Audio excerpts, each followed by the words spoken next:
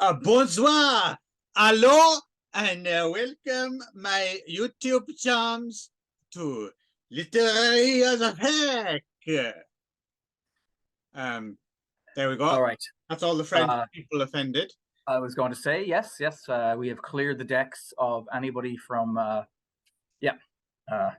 side of the globe for sure. Who needs them? Hello, Nick. Hello there, Clive. We have to tread a bit more carefully, here in Canada about egregiously offending our French co-citizens. They have a fair amount of heft politically in our nation, which is funny because I don't want to get too much into the history, but they didn't win the battle on the Plains of Abraham, and yet most of our prime ministers ever since seem to have French last names. But there you go. It's a source of some contention over there in the west of Canada, especially, where Western Canadians are a little bit confused as to why exactly. Do you have a specific kind of Canuck conspiracy theory around it? I'm sure there must be some nut jobs.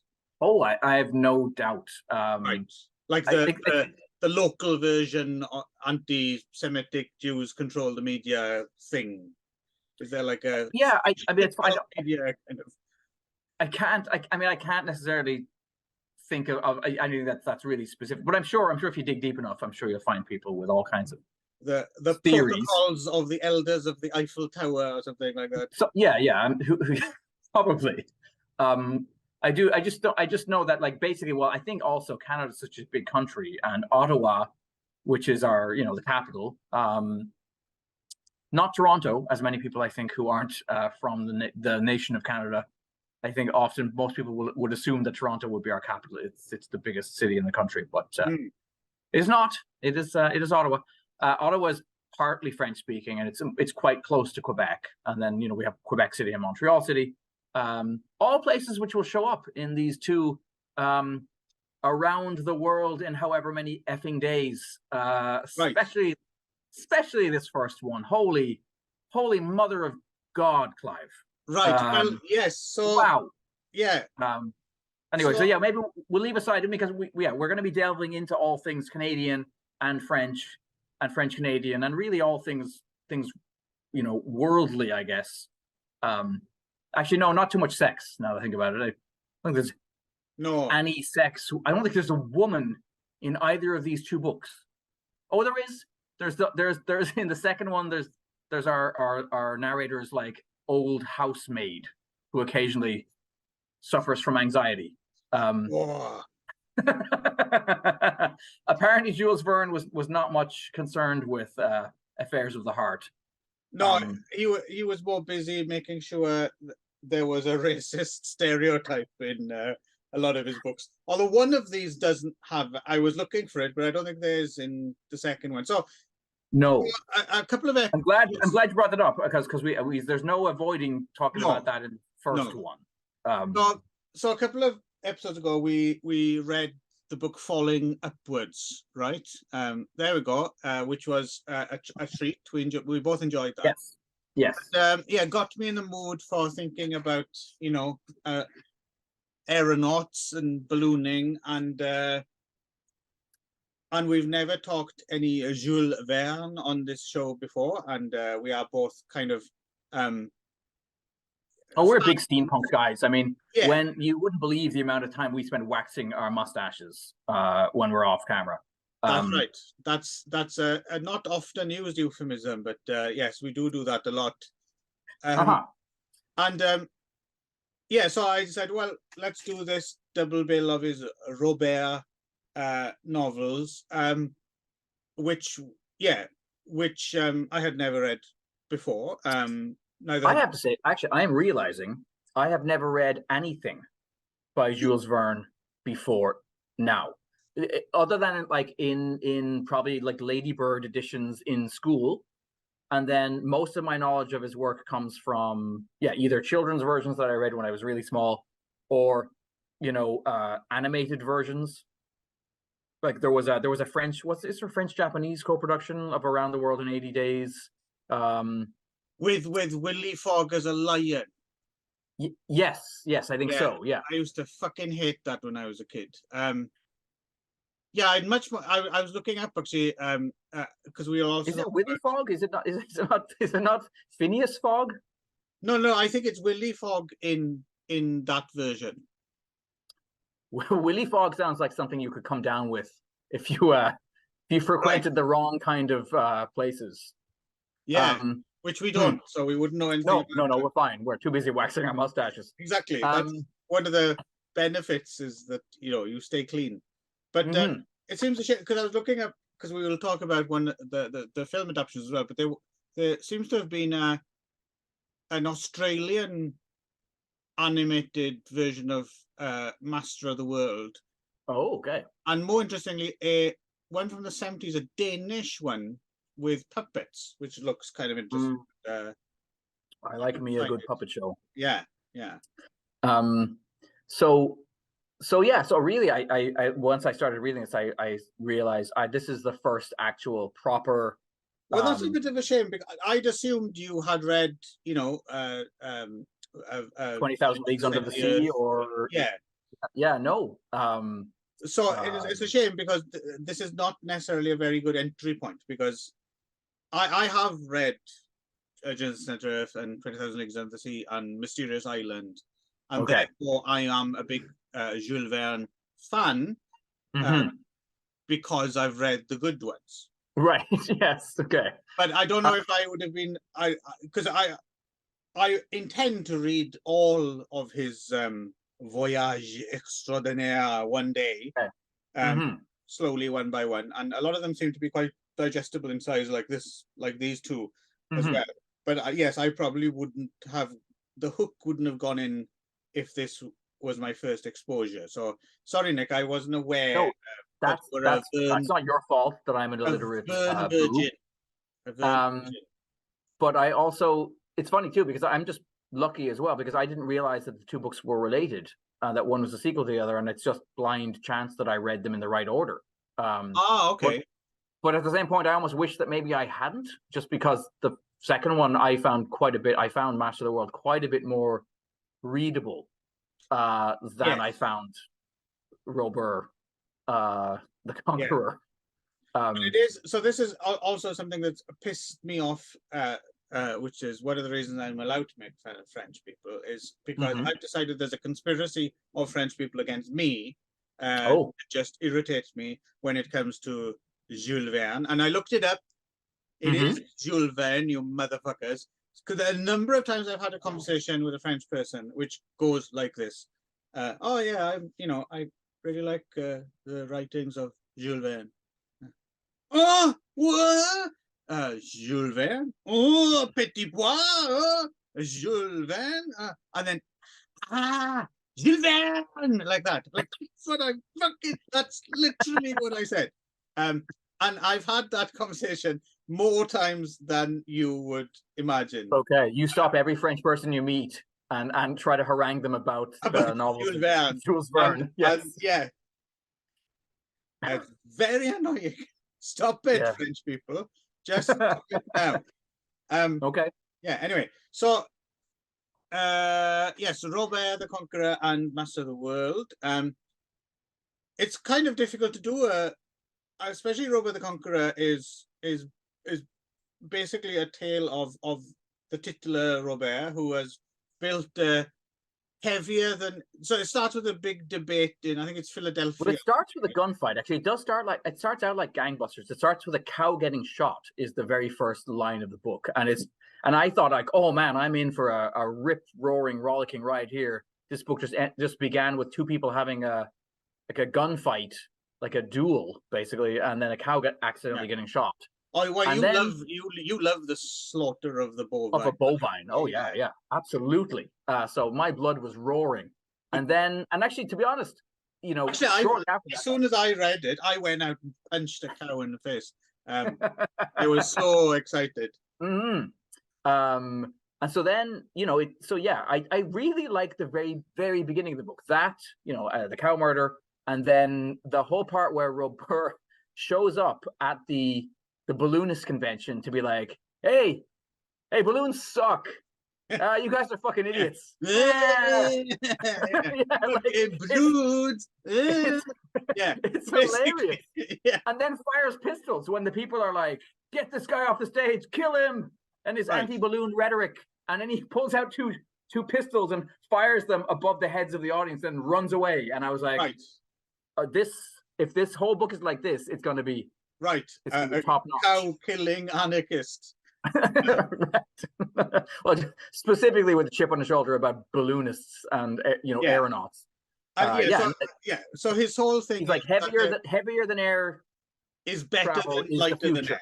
Yeah. Well, the other thing as well. So reading Jules Verne is interesting because, even though it's not like everything he wrote came true or anything, but he did have a kind of a pretty good grasp on the science of the time and what the conjecture was might be possible, and and yes, if anything. However, with this, and I watching the film version as well, I thought that would clear it up, but I still don't really understand this screw thing.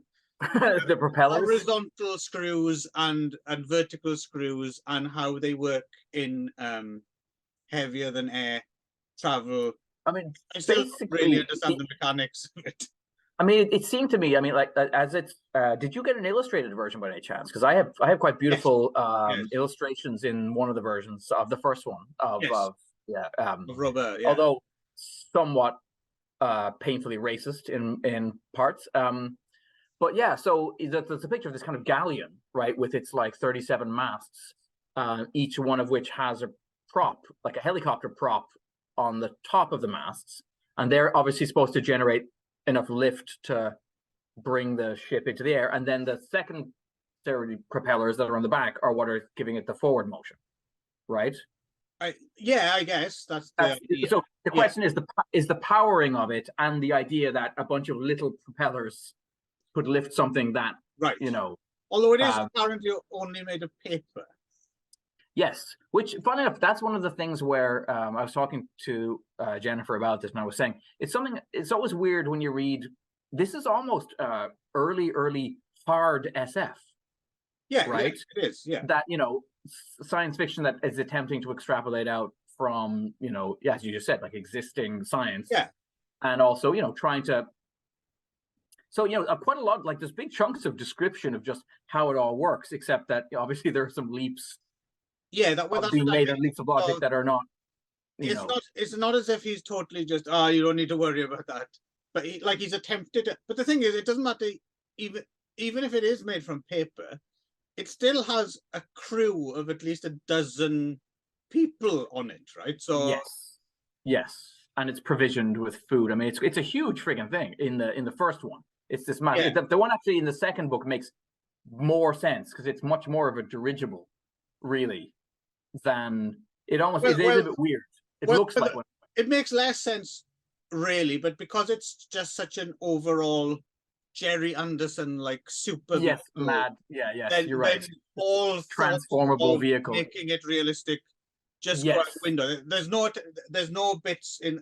So, for instance, with 20,000 Leagues Under the Sea is famous for having long passages about different types of fish and stuff like that. A bit like Moby Dick, actually, in that way. And so Jules Verne, his longer novels were prone to a lot more, but these two are pretty stripped down, and Robert goes into it a little bit, and Master of the World doesn't even bother trying to explain how it can be a speedboat and a submarine and a plane and a car. They seal the hatches. Yeah, that's it. Yeah. Seal the hatches quick. We're going underwater now. So Robert then kidnaps members of this aeronautical society, and as a particular FU to them, because it's Uncle Prudent and Evans, I think, his kind of, and they're the two leaders of the balloonist. Cowardly. Oh God, yes. Black servant. Freikolin, or maybe I don't know if that's how to say the name. That stuff is is really rough, like really like, and it's weird because apparently I had to dig in after I read the 2 books, and then was pleasantly surprised at the lack of abject racism in the 2nd book. And then I was like, so I did a bit of, a little bit of a research into like how racist were Jules Verne's books generally speaking. It does seem like it does come up again. If this is apologia or whatever, but people were saying that this is almost an outlier. It's not like there's none. It's not like there's. It's not like there's none of it apparently in his other books, but this one is full on, like. Well, me and my missus, who also like Jules Verne, we talk about this quite a bit. It's become a bit of a running joke in our house. Just to give you an example, so I think it's in the Mysterious Island. Again, there's like a black sidekick character, and while they're on the island, they kind of befriend and make an orangutan their pet. And there's a part in the book where they're talking about the friendship between the orangutan and the black sidekick. It's like, it seems as if, because they are, closer in nature than us white men. Okay. Read so never mind. Thoughts. Yeah. So ignore whatever I just said. I suppose because some people would have said like that Captain Nemo, is not a Caucasian character, right? Like he's yeah, I can't remember where he's Indian. I think he might be He's Indian, yeah. I know that much. Yes. Yeah. That but anyway, but yes, I mean, I definitely that character is deeply problematic in every way. At one point they hang the poor guy out of the friggin' ship, the airship, as the interesting punishment. thing about it as well, it's almost as if Jules Verne has gone out of his way to it, because the character adds nothing to the story at all. If you remove him from the story, it plays exactly the same, right? Because every now and again you just get him, yes, cowering in fear, and that's it. He doesn't. It's really... kind of like Jar Jar Binks or something. Like it's just, it's like it's supposed to be. I don't think it's comic. I don't think it's comedy. At least and I'm not. No, because I'm not saying that in a virtue signaling way as I mean, it doesn't read as trying to be funny either. It just. I don't understand why it's hard to me. It seems like the stuff you might have seen in movies of, well, a little later on, right? But that kind of like, I don't know. I mean, yeah, I agree that it's not funny, but I don't know whether it was intended to be at the time. Well, no, I don't think it doesn't. To me, it doesn't read as it's tended to be funny, because he doesn't do anything funny. Like he doesn't trip over things or say hilariously cowardly things. He's just cowardly, and there's nothing funny about it. It's odd. It's like it feels shoehorned in. Like if there was a part in the book where the character did something which I mean, he literally disappears near the end of the book. Like they're just like, and he's not even around anymore, and you're like, it's almost as if why this book is something missing. There is no racist black button. I shall put this in. There we go. Perfect. Yeah. Of course, my cod French accent isn't racist at all. That's fine. No. That's I'm away with that. Are the French a race? Well, there we go. So I'm automatically not. There you go. So yeah, no, I think anyway, that's anyway. Again, we could just move past now. I think so. It's worth bringing up, and then it's very much worth bringing up. So it's hard to, because it's just not so it rears its ugly head more than one part of the story. Like they kind of do keep coming back to it. You're like, can we just let this poor, like why why? Yeah. Why, it is. What the hell is the point of this? It's just these racist belches across the story. But the other two guys, I mean, one of the problems really with this book, and to some degree with the follow-up, and even with the movie, is like, what the hell is ROBUR? Is he an anti-hero? Is he a villain? Is he a hero? Like, what the it's very hard to figure out what Jules Verne's, position is on him. Jules Verne. Yeah, that's the one. Like that. Yeah. Yeah. Yeah. Like what does he wants? Because at the beginning, right? Yeah, he shows up. He seems like a larger than life douchebag, right? Who's really giving it to those lighter than air travel folks. And then just to prove his point, kidnaps the two just to prove I'm going to take you on a what? Like, how long does the trip take? Like 6 months? Well, this is the thing, right? Floating around the earth with these guys as his captives to be is the narrative of this first book is they just fly around and round, and every now and again go, oh look, down there it's Mexico. Yeah. Oh look, it's, and that's it. And they talk about how dastardly he is and whether they should try and escape or not.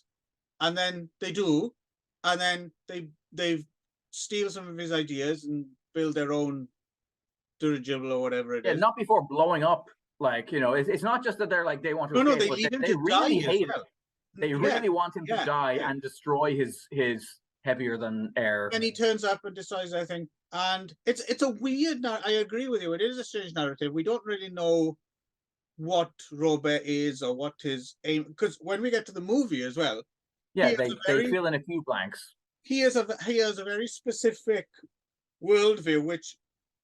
Correct me if I'm wrong, because it's been a little while since I read both of these, because we were planning to do them a little bit earlier. But I don't think there's any of that pacifist anti-war stuff in either book, right? He's not. No, the only thing I would say he doesn't bomb warships, right? No. There's none of that. The only thing is to the film, right? In the second one, I guess there's a nod to it in terms of like that the capacity for his machines to be used as engines of war is immediately seen by the governments of the world, and so he's offered great riches from all these different competing nations to sell the patents to his Jerry Anderson magic thing. But yeah, to be fair, you're right. I think that's one of the better things that Richard Matheson brought to the table. I agree. In the film is that element. Shame he didn't leave out the French chef, but we'll get to that. Yes. I guess he was filling in. It was like he's the broad comedy. Yeah, I suppose it could have been worse. It could have been the black character. That's what I was concerned about. Yes. Right. Yeah. Right. But yeah, so this, I agree with you. This first book is not. I mean, it's an easy enough read, I found, and it's quick, but it does feel a bit souffle like there's not much to it. Like it's an odd one, and I wonder how many. I felt like I was reading the Lonely Planet as written by a mad French science fiction writer. Like, and now we're in these mountains here. I know now we're over. Okay, and there's not much way to, and it makes me wonder actually if the reason that of the 90 whatever fucking books that Jules Verne, wrote that. Sorry, who? Jules Verne. See, it gets annoying quick. Okay. A handful of them are household names, right? And then the others aren't.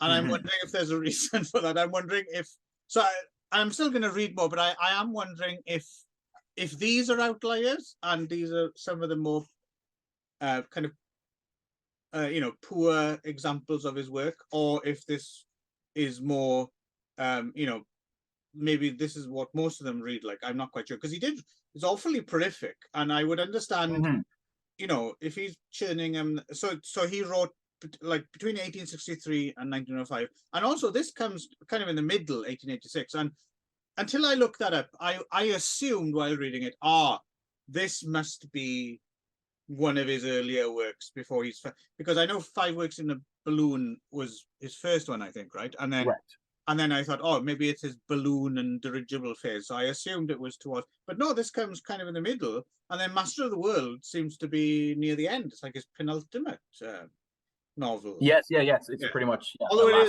that is better than. Should we move on to Master then? The one thing I'll say about the first book is it feels in a strange way like it's a persuasive essay. Like in this, like, to me, it feels like a story that is told because somebody has an axe to grind. Like he really wants to, like, in a way, ROBUR seems like a stand-in for Jules Verne, who apparently was a member. No, let's not do that again. H.G. Wells, right? That's how you say his name. Yeah, that's So yeah, he himself was a member of a heavier than air, like, aeronautic society in France. That was possibly in some sort of like, I mean, yeah, there may have been some ill feeling. I mean, maybe he lighter than air wankers. Exactly. So, and as we know, he wrote some books about lighter than air travel. I mean, Around the World in 80 Days is about or 5 Weeks in a Balloon as well. Yeah. So maybe he was a backlash. Maybe he was interested early, but he was like, no, this is kid stuff. The future is definitely heavier than air, and so it just feels like he has an axe. Mea culpa against the. Does it not? Yeah. Does it not feel like this is a book with an axe to grind? And like, so he kidnaps these guys. He takes them all around the world, but at various moments he shows off his magnanimity. That's not a word, but at one point he rescues some folks down who are going to be sacrificed in, once again, in Africa, darkest Africa or something like that.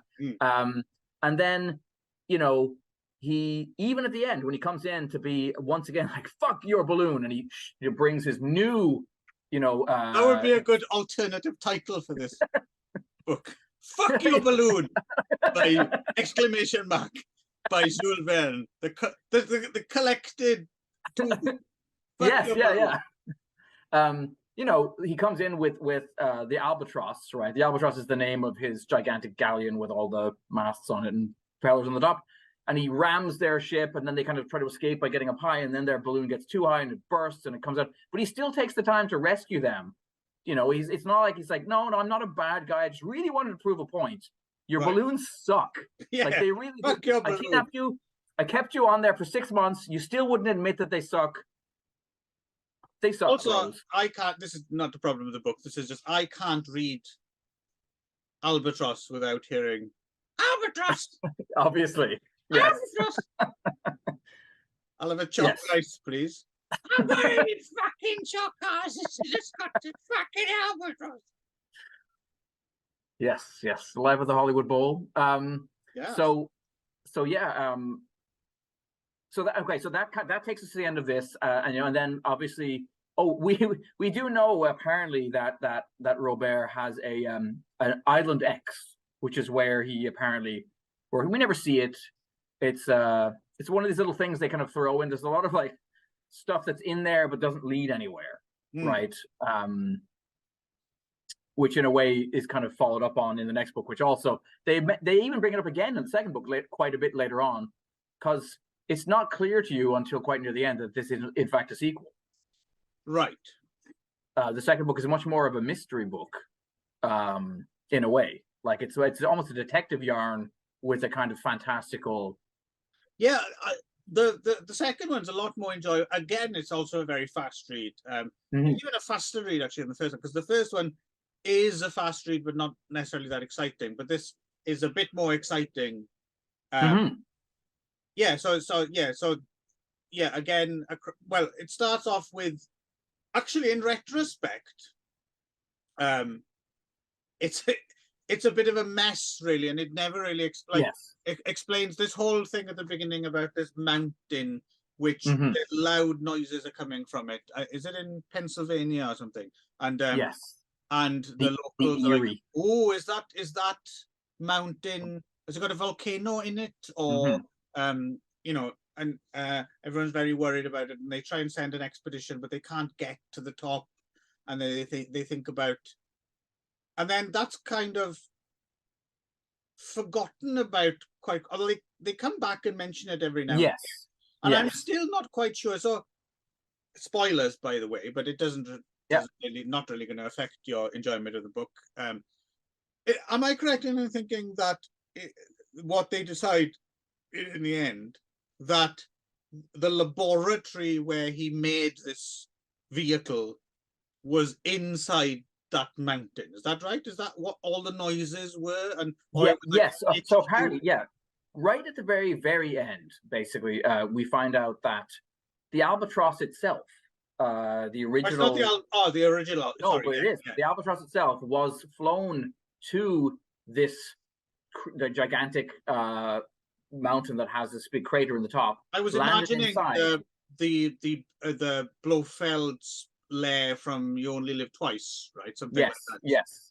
And there is in somewhere on the Izu Peninsula, there's a Mount Omoro, and which if you haven't ever been there, I recommend, because it's an old extinct volcano that's got grass growing all the way up it. And then if you climb up to the top of it, or you take the convenient chairlift, the whole crater is also full of grass. It's got this big lawn, and you crest it and come into the crater, and there's a bunch of, at least the day I went there, a bunch of like bow and arrow, like archery targets, and there was a bunch of people like firing bows into these targets in this volcano in Japan. I was like, okay, if this isn't a James Bond lair, I don't know what. Well, if you go to Hakone, the big lake on the top, that's a crater lake, right? That was right. The volcano that blew. It would stop and then it flooded and. Right, but that's. Oh yes, yes. Is that the lake that you can take a pirate ship around? Yeah. Yes. Yeah. That place is awesome. Yeah, we went there this summer. And Hakone is also where you get the black eggs that extend your life by 7 years. Yes. That's right. So that place stinks. So there's loads more. There's loads more literary effect coming because we've consumed these black eggs by the dozen. So we'll live long. We'll do all the Jules Verne books, maybe. Yes. So anyway, so apparently the albatross was landed inside this crater and disassembled and used to build the Terror. And then there was an act of a decision to basically burn everything in there that wasn't, needed, also to cover up what had happened. And then they fly out in the Terror at the very beginning. We hear this great flapping, which is interesting that actually, we get away from propellers in this point, and we get back to this idea of, which is like 1906, like is quite late to be back to the idea of like actual mechanical birds, like a gigantic ornithopter, as opposed to just wings that use Bernoulli's principle to like, that's a weird throwback to me that he would, like the first ship was more scientifically sound, although it still wouldn't have worked, the albatross, compared to suddenly actual flappy bird wings. Well, he's also fessing up as well, like albatross. Oh, that sounds nice. But no, this thing's called the Terror. The Terror. There's no doubt as to what his intentions are.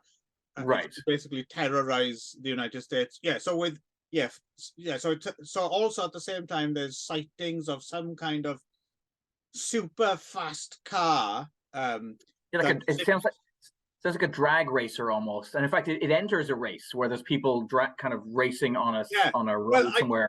It made me think of, I can't remember if it's the first one or Cannonball Run 2, where doesn't Jackie Chan drive some kind of super fast car that you can't see in the dark, and so I was thinking of that, but like it also made me think of that movie for some reason, The Wraith. Right, yes, The Wraith. Because they keep coming back to this idea that it's the devil's own car, like it's and for some reason I kept getting these visions of The Wraith. Yes, and so there's that, and then there's also something at sea, and which is and under the sea. So this thing eventually, the main character pieces it all together and figures out that the Terror is an automobile, submarine, ship, and a flying machine. Yes, our narrator, who's apparently also sort of a detective of some sort for the police, right? He does seem incredibly dense. Like it takes him forever to put things together that you as a reader have, like, he's given you the evidence you need at the end of chapter 1 or 2, and then he spends the rest of the book slowly. Well, to be fair, Jerry Anderson wasn't making his TV shows yet. We're in a post Jerry Anderson world, right? Where we yeah, obviously, yeah. Actually, but he doesn't have that thing though where go ahead. There's never been a Jerry Anderson Jules Verne show. It would make a fantastic. Have all of them like almost like a League of Extraordinary Gentlemen. Have Nemo and Robert and But this would work. Master of the World would work as well. Apparently, there is a puppet, a Danish puppet thing, a pre but actually around the same time probably. Jerry Anderson was doing his things, but different types of puppets. But anyway, so this one's a lot more fun, but it almost runs out of road before, because I was watching the page count, and by the time they figure it out what this thing is, there's not much of the story. There's left. Very little left of the book. I thought that too. And I still don't really. It's kind of wrapped up pretty quick. There's some great stuff near the end where it feels like where Robert is constantly shaking his fist at God or something like that, like yeah, fuck you, and then finally just is given clearly a choice where he could easily escape and be safe, or fly his thing into the heart of a gigantic electrical storm, and he makes that choice of yeah, fuck you, God, and that's the end, and you're why? What was his motivation? He's an odd character, like you said. He's difficult to get your head, which I kind of appreciate in a way. That's one of the more interesting things is he has oppositional defiance disorder or whatever. That's he's just in constant opposition to prevailing notions. Yeah, I quite like that. That's the least of my problems, I think. And you know how you can tell that he's a strong and powerful guy. He's got furry beetling eyebrows. They come back to that in both books. That that's the sign. You see a man with those furry, Yeah, never trust a man whose eyebrows meet in the middle, right? As in The Company of Wolves. Here's a tip as well for prospective readers. You don't actually have to wade through Robert the Conqueror to enjoy Master of the World, because that's true.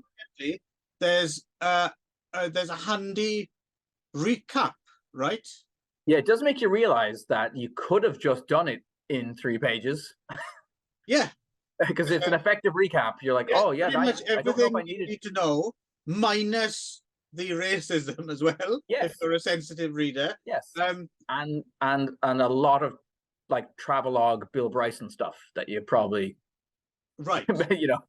your mileage may vary with that stuff. So I think you should just jump in with Master of the World. I think so too. I think it's a much more of a novel to me. I don't know what the hell the first one really is. As I said, it feels like a polemic essay / travelogue. It's a lot of things. None of them are a novel. No. That said, Master of the World, it's not really a great adventure. No, it's not a great book. No, but it's okay. It's all right. Yeah. And you don't need to read both. And so and there's a film from when is it? 1961, is it? 61, I think. Yeah. Written by Richard Matheson. Yes. Directed by the guy who directed the Darktown Strutters. Yes, I noted that as well. That's the first. William Whitney, one of those a very prolific director, but nothing you would necessarily attach to his name other than Darktown Strutters towards the end of his career, because that is a very peculiar film indeed. Yes, it is.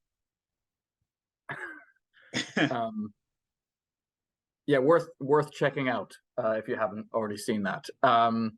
So this is interesting because it has a quite a young Charles Bronson as and the other thing is obviously it draws, and I think very smartly Matheson made the decision to use both books. Yes, and as we said, he threw in he gave Vincent Price's Robert actually a motivation. Yeah. Other than just other than fuck your balloon, which would have been fun too, because that is a feature of the story as well. I mean, we do actually end up with pretty much all the protagonists of the 2 books plus an extra one, because there are no women in the 2 books. So we have Mary Webster as Henry Hull's daughter. Yeah, so Henry Hull and his Uncle Prudent again from so he's one of our 2 from the first book, and David then Evans. Frankham, what's his name? I can't read my writing again. Franklin is he's going to marry his daughter, and actually, what is Charles Bronson? Is he? I forget. Well, see, they never really explain in this version, but he is the character from the second book. He is like a reporter name, Strong. Yeah, he's a so he's kind of a cop. Yeah, but they never tell you that he's a cop in this version. But in the book, he's basically he's a police, or he's been like more of a reporter, because he turns up at the beginning looking for like he's looking for a story, right? Right, but then I guess maybe he's just sort of deputized then. Well, he's investigating. Oh, that's right. He's investigating because this begins with the noises from the mountain. Yes, and they hire a balloon to go over it and have a look. And like you said, fuck your balloon, and you shoot missiles at the balloon. Yes. And they end up inside the Terror, which in this version is just a flying machine, right? It's kind of a dirigible, but it does have all the masts at the top with the propellers. So we don't see it on the sea. We don't see it. Oh yes, no. Yes, we don't see it turn into a car. Yes, it's not a transformer in this one. It's more of a ROBUR adaptation in that way. And in fact, is it not even called the Albatross again? It's not. It's not called Terror. Yeah. And just to clarify, so he's also this sort of pacifist character who wants to stop mankind from warring. So and so he goes around bombing warships, and then for some reason also goes over to Africa, where we see stock footage from the 1939 film The Four Feathers. I was going to ask you. I had suspected if anybody would know what the hell that, because it's immediately obvious it's not footage from this film. I wasn't quite sure what that, because the other thing that's confusing as well is trying to get a concrete time period. So I'm assuming it's Victorian, right? So what's this particular conflict in what again they don't mention, but I assume is Africa. What's that supposed to be? Which conflict would that be? And that was a bit confusing to me, because it's it wasn't as if it's some kind of cavalry fighting. You didn't see Flashman there by any chance, did you? Locals with spears and things, and it didn't strike me as like being particularly threatening to human. I mean, in the abstract, it's war, right? But it wasn't as if he was like when he took out a warship. I understood that. Yes, I wasn't sure why he was over there in Africa. He was just generally upset by violence and thought the best way to stop it was with more violence. Right. But in fact, he's given a couple of meaty, and bless him. Vincent Price always gives his best. Yeah. He you never feel let down by Vince Price, and also hats off to Charlie motherfucking Bronson, who definitely gives, and he has a great exchange where basically he's obviously a realist, right? These 2 balloon fops basically that he's on board with. He gets some quite intense dialogue with. Yeah, that was interesting. The whole dynamic, because one of them said, "Honor, sir, a gentleman doesn't, tell lies. Yeah. He's upfront about what he's going to do." And Charles Bronson's like, "Fuck that shit. You have to survive, basically." Yeah, but maybe because he has that background as like a child minor and stuff like that. But when Charles Bronson brings it, you're like, oh shit, man, he was a scary guy. Like he definitely, there's an edge to him that's almost not fitting the movie. What's interesting, I found this film to be quite interesting because of those reasons, and also, yeah, obviously he doesn't, he can't be a proper full-on romantic lead. Like, he's kind of, Mary Webster's character clearly has the hots for him a little bit because he's quite macho and pragmatic and gets the job done, and he's not fucking about and all that. But also he's a little bit too hard-edged, right? So it feels more like, yeah, she might a knee trembler in a back alley with him. But but she's not going to marry him, right? He's rough trade, isn't he? Which is interesting in this context. Because I feel as if they didn't write that in. I think Charles Bronson just brings that. He just brings that. I think so too. Yeah, with that craggy. He's already got a kind of craggy mug. He's young, but he still looks well. Again, he was actually like a minor, right? When he was like a kid. You know, he's I think he came from a really tough place. Polish, Pennsylvania, I think, right? Something. Yes. And then Vincent Price. Charles. And then the other. So there's some interesting interactions as well, because in this version, Uncle Prudent is more than just a balloon fetishist. He's also an arms manufacturer. Right. And some of those exchanges are surprising. Again, that's just Matheson being Matheson, but like they're surprisingly sophisticated and quite intense, and a lot of stuff around cynicism and do you sell. In fact, there's a part where it's not really spelled out, which I kind of like. It's not really, they don't really beat you over the head with it, but there's a part where he's looking down at the war when they're in that, wherever it is they're in, the Middle East or Africa or somewhere in between, and he's seeing people killing people, and he's kind of horrified, and you realize he's seeing this for the first time because he's always been protected from the reality of the weapons he sells. He never sees them used, right? And it's I don't know, I was surprised and impressed. But the problem with this whole thing is then we have a group of heroes who are a dude who sells arms, a kind of scary, I don't know what the hell Bronson's supposed to actually be, and then a dude who's like, well, I mean, the guy's heel turn is pretty spectacular. I mean, he's kind of a heel from the beginning, but then like near the end of the movie, the other fop, Evans, spectacularly becomes a piece of shit, right? When he attempts to murder Charles Bronson's character and leave him just because he's worried about his girlfriend getting horned in on, or his fiance or whatever, right? And that was a strange moment. And at the end of the movie, they kind of like, I guess they're both okay with it, maybe. Yeah, they all, and also the fact that they all decide to sacrifice themselves to save the world as well is kind of, I think it's because it comes from an interesting point. So it's 1961. It's American International Pictures, right? It's not a Corman picture, but it's Arkoff is behind it and all that. And so in 1961, you're kind of in this weird middle ground.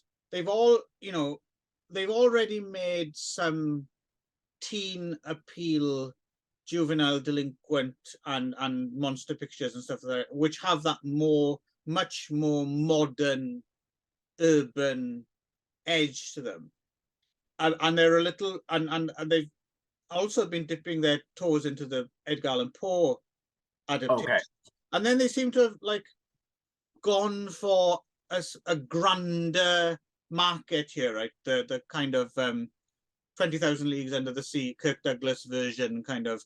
So they've upped their game a little. They still don't have a massive budget. There's a lot of like rear projection stuff. Yes. But it seems. Yeah, what that stuff in Ireland was like. I was like, what part of Ireland is when they went over that bleached out looking like where the hell is that dry in Ireland? Anyway.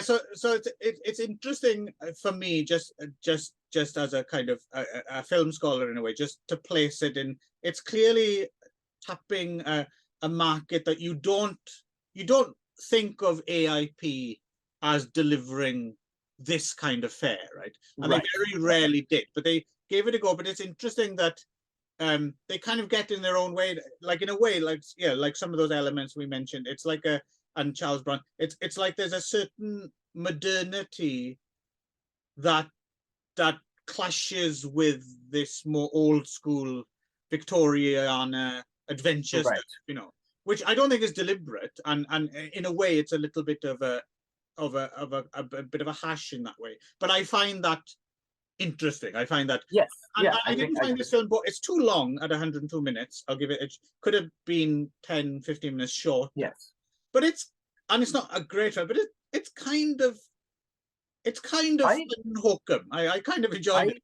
No, I enjoyed. There were several things about it that I liked. One of them was that I realized when watching it is, obviously, I'm sure it's the books themselves, but then I wondered, even the movie, like, how much was this stuff an inspiration to, Miyazaki Hayao on things like Laputa, like with all of its big pirates on dirigibles, and there was just several moments where they're pulling on the little horns and speaking into them, and it all just seemed very much of a piece with that. I also love the little natty tam o' shanters that all of ROBUR's guys had. And their stripy jumpers. Yeah, and what was with the three muscle men who were constantly shirtless? Like Big Shirtless Rob, who would occasionally take over like that. Right. Every time I cut to these three dudes in another part of the ship, just shirtlessly hanging out together. I was like, Yes, I would like to see. I would have liked to see the Fassbinder remake of Muscle World. Yes, because exactly. They don't see much in the way of women, right? They got to. No, I don't think get so. Along. Yes. And then Turner, so that's interesting. That character is in both books as well. So basically, ROBUR does have a right-hand man who's English, whose name is Turner.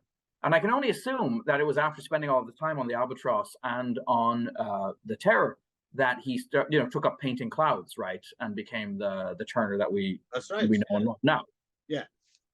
Also, there's one element we should mention that is just, I don't think, anyone's favorite element of this film, and that is Vito Scotti as Poppage, the comic relief French chef who can fuck right off. What an annoying character! Like, and then Jen was also like, wow, he really looks a lot like Robert Downey Jr., which doesn't really help. But he does actually look at, from several angles, he looks quite a bit like an annoying Robert Downey Jr. character. In his like Dr. Dolittle phase or something like that. So there you go. All that shit out, right? It doesn't really do anything. Yes, that would have been 5-6 minutes of the runtime right away. You could have just No, it is no. Don't need. I'd like to say that the Les Baxter score was memorable, but it's not. It's bombastic. I mean, from the beginning, the credits as well. The title comes rushing out of like a cloud at you, right? Oh, right. Yes. And actually, that's worth mentioning. Yeah. That the movie opens with a very similar kind of cut up montage thing to, I can't remember what it was called now, but you and I watched when we were doing our balloonist. We watched that old Conquest of the Air, whatever the hell it was called. Right? It was some sort of. Yes, there's like a potted history of No, that reminded me of that also. Except the weird thing about it was I wasn't sure where it was going, because it started off, okay, and then it mentions Jules Verne, and then hang on, is this film existing in a different reality where it's not the Jules Verne adaptation, right? Or are they introducing it as a Jules Verne? It was kind of I wasn't quite sure where they were placing it in relation to the story. Yeah, it was weird. It almost felt like it was like when you in the old days when you would go to see a movie and sometimes there would be a short, before the film, but related thematically in some way. But it almost did feel like it was like, what is this part of the movie? What? Okay. I came along at the tail end of that. I just remember some fucking thing about a kid in a wheelchair that looked after pigeons. That's the only one I remember. Okay. But anyway, It was no, I enjoyed it. In some ways, it was probably my favorite of the three things that we did. Yes. Yes. So yeah. No, it's all right. It's I had never seen it before as well. It was a somehow I'd avoided seeing it. But it's all right. It's not a bad little bit of hook. Yes. I still take it back to the idea that it's quite strange, really, that our heroes are fighting so hard against a dude who's really just wants to stop people from killing each other. You know, yeah, but he's a bit full on about the way he's going about it. I agree, but like really, you know, his heart's in the right place, and that one of them is actually a warmonger. It just makes it all the weirder to me. And the other guy is a murdering fop. And his crew love him, right? They all decide to. I assume they die. Go down with the ship. Yeah. No, it's weird. It's not like you expect, especially in movies of a certain vintage, a clear binary. Yeah. Right. No, it's not. You know, and this again, doesn't really offer you any. No, but again, I'm not quite sure how deliberate that is. If it's just mishandled and accidentally interesting, or if it's deliberate. It's well, Matheson was a weird. I'd like the Fassbinder version. You know, one last quick orgy before we all die. Right. Get all they have on is the tam o'shanters, I think, in that version. Yes, and like a wind up, you know, record player playing gramophone, Giorgio Moroder hits before that time. I'm a man. Yes, I am. Yes, I am. Yeah. We can make it. Maybe that's what we need to do. Yes, another brilliant idea to add to our ever lengthening on the buses and all that stuff. So there we go. But yeah. Anyway, so I guess, you know, tentatively, I could say if you're going to read either of the books, you can probably skip book one, go straight to book two, and then you can avoid the bilious racism, and also a lot of stuff that I feel would be filler. Like if it was in a movie and there was that much flyby stuff, I'd be like, holy shit, man! Like your movie should be 15 minutes long. And don't make it your entry point to Jules Verne. No. So what is your entry? What is your recommended entry the classics. Point? I mean, 20,000 Leagues Under the Sea, Mysterious Island, Journey to the Center of the Earth. Are there just the two Nemo books? Say again? Are there just the two Nemo books? As far as I know. Okay. Oh, now that you mention it, was there a third? I don't know. I can't remember. But those are great. Those are all very, very good. So do that instead of this. Okay. Yeah. Don't do what we did. Do as we say and not as we do. Right. Let's go then. See you. Fuck your balloons. Fuck your balloons.